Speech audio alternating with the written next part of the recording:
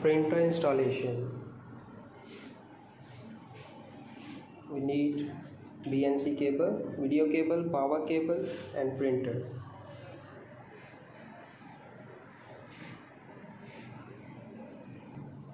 Attach BNC cable in the back side of machine.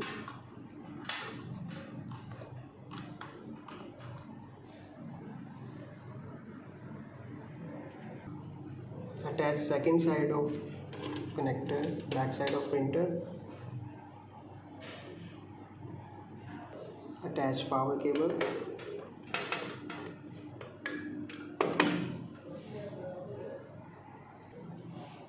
Now turn on printer and turn on machine, make an image and freeze and print.